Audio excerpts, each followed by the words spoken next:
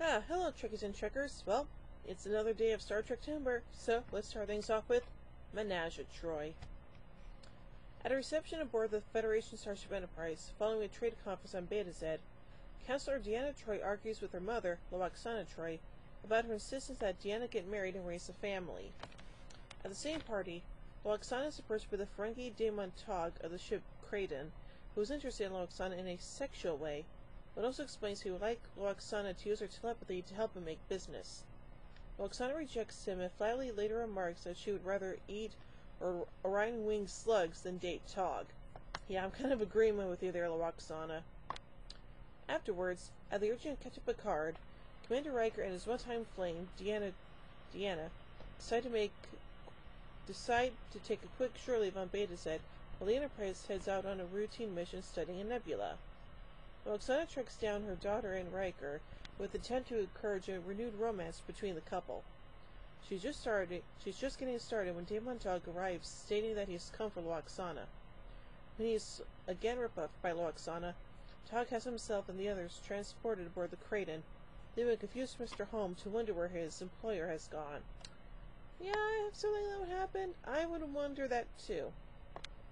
The three awaken in a cell aboard the Kraden. Tog then has Deanna and Loaxana beamed into the lab of Ferric, a Ferengi doctor who hopes to study Loaxana's telepathy using mind probes. In the process of transporting them, he leaves the women's clothing behind, saying that women are not worthy enough to wear clothes. This is one of the reasons why I hate Ferengi, especially TNG-era Ferengi. Loaxana pretends to be interested in Tog, and gains Deanna's return to the cell with Riker by agreeing to discuss with Tog a proposal to use her telepathic abilities in trade negotiations. Riker entices a Ferengi guard into a chess game, and once outside the cell, Riker quickly overpowers the guard. Once freed, Deanna and Riker attempt to send a message to the Enterprise, only to learn that the ship's communications system is secured by access code. As Loaxana seduces Tog by rubbing his ears, she receives a telepathic message from Deanna asking her to try to get Tog's access code. Loaxana has nearly gotten Tog to tell her the code when Ferric watches in and catches her in the act.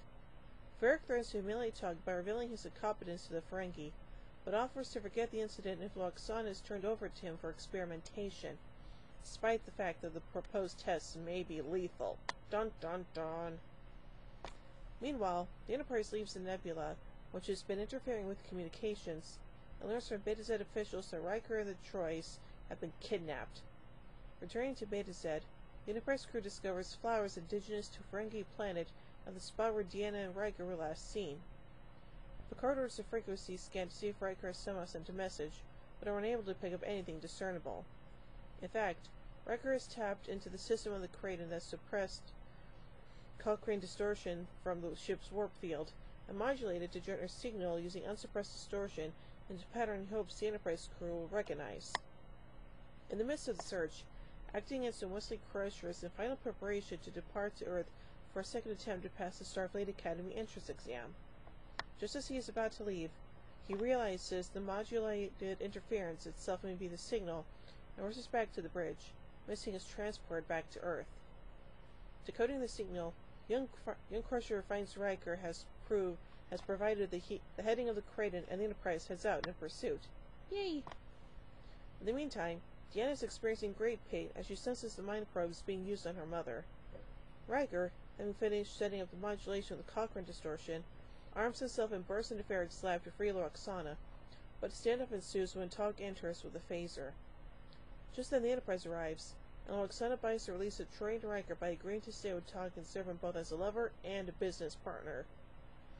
After Riker and Deanna are returned to the Enterprise, Picard begins to play the role of a jealous lover, describing his love for Loaxana and telling Tog that if he cannot have her, no one will. He threatens to destroy the Kraden if she is not delivered to him immediately.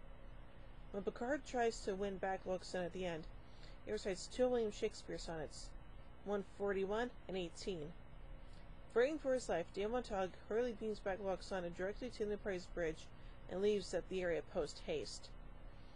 So taken is Loaxana by Picard's profession of love for her that she takes her place on his lap in the command chair, causing Picard quickly to tell Ensign Crusher to set course for Beta Z, almost whispering, Warp 9. Crusher was told that he will be allowed to reapply for entrance to Starfleet Academy in 1 year, and Picard gives him a field promotion to full ensign in light of his contributions to the ship and crew. Oh, that's pretty awesome. So, yeah. Anyway, let's look at some notes about this episode.